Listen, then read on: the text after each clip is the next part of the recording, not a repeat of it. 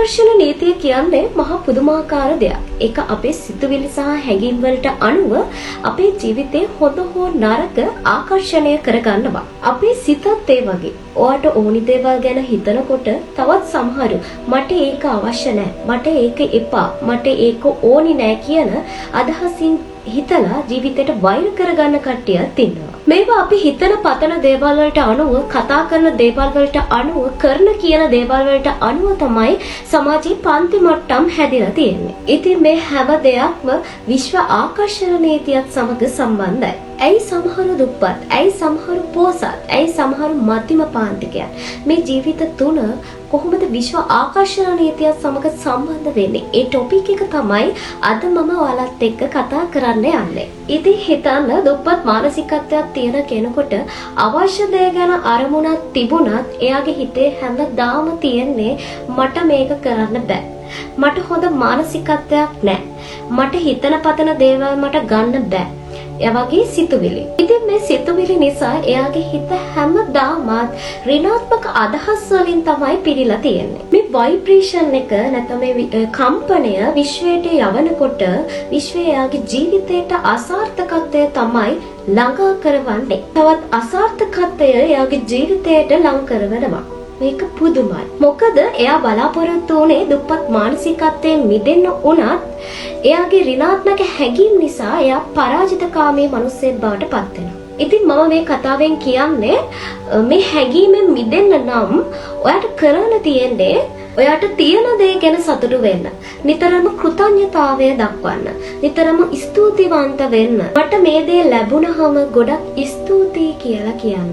දුප්පත් වෙලා ඉපදුනා කියලා ඔයාගේ කිසිම වැරැද්දක් නැහැ. ඒත් කිසිම උත්සාහයක් ගන්නේ නැතුව, කිසිම විශ්වාසයක් නැතුව, කිසිම උනන්දුවක් නැතුව මේ ජීවිතේ ඉස්සරහටම ගෙනියනවා නම් අන්න ඒක තමයි වැරැද්ද. මම කියන්නේ නිතරම උත්සාහ කරගන්න, ජීවිතේ වෙනස් කරගන්න. අනිවාර්යයෙන්ම ජීවිතේ වෙනස් වෙනවාමයි. ඉතින් දෙවෙනියට ගත්තාම මේ කෙනාට දැනෙන්නේ සීමාවල් විතරයි. මට සාමාන්‍යයෙන් රස්සාවක් තියෙනවා. යම්තාක්කල් ජීවත් වෙන්න මට සල්ලි ඇති. නමුත් ඒ වෙනුවෙන් මහන්සි වෙලා වැඩ කරන්න ඕනි. ඒ වෙනුවෙන් බෙර වීරිය දාලා ගොඩක් මහන්සි වෙලා වැඩ කරන්න ඕනි. ඉතින් මේ මයින්ඩ්සෙට් එක තියන්නේ ගොඩක් වෙලාවට මධ්‍යම පාන්තික මිනිස්සුන් ළඟ. ඉතින් මේගොල්ලෝ මහන්සි වෙනවා. ඒ සල්ලි හම්බ කරනවා, සල්ලි එකතු කරනවා. සාමාන්‍ය විදිහට ජීවිතේ ඉස්සරහට ගෙනියනවා. ඉතින් මෙයාලත් කොච්චර පොහොසත් වෙන්න දැඟලුවත් ඒක කරන්න අමාරුයි. මොකද එයාලගේ මයින්ඩ්සෙට් එක හින්දා. එයාලගේ ජීවිත එකතැන නතර වෙලා හිර වෙලා තියෙනවා. එයාලට ලැබෙන හැඟීම් වල, දැනෙන හැඟීම් වල සීමාවල් තියෙනවා. ඒ නිසාම එයාලට ලැබෙන්නේ ඒ සීමිත දේවල් විතරයි. එයාලා දිගටම මධ්‍යම පාන්තික මට්ටමේමයි ජීවත් වෙන්නේ. ඊළඟට හැමෝම බලාපොරොත්තු වෙන, හැමෝම ආස කරන දෙයක් තමයි පොහොසත් පන්තිය. නැත්තම් ඉහළ පන්තිය. මොකද ගොඩක් වෙලාවට මෙයාලා දන්නවා ආකර්ෂණ නීතිය හසුරවන්න. පොහොසත් පන්තියේ ඉන්න අයගේ විශේෂයෙන් දක්නට ලැබෙන්නේ සාර්ථකත්වයේ ලක්ෂණ. උන් නිතරම කියන්නේ මම මේ දේ නිර්මාණය කරනවා. මට මේ දේ ලැබෙනවා. ඔයගේ හැඟීම් වලින් නිතරම කතා කරනවා. නිතරම උත්සාහවන්ත වෙනවා. වටිනාකම දන්නවා. එයාලා කොයිම වෙලාවවත් කියන්නේ මට මේ දේ කරන්න බෑ.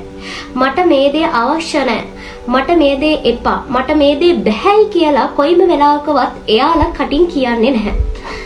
මට මේක ලං කරගන්න බෑ කියන ඍණාත්මක හැඟීම් එයාලා ගාව නැහැ. ඒ නිසාම එයාලගේ බලාපොරොත්තුන්, එයාලගේ විශ්වාසයන්, එයාලගේ අරමුණු හැමදාම ප්‍රබලයි. විශ්වය නිතරම දකින්නේ එයාලගේ තියෙන, එයාලගේ මේ හැඟීමේ තියෙන නොසැලෙන ශක්තිය.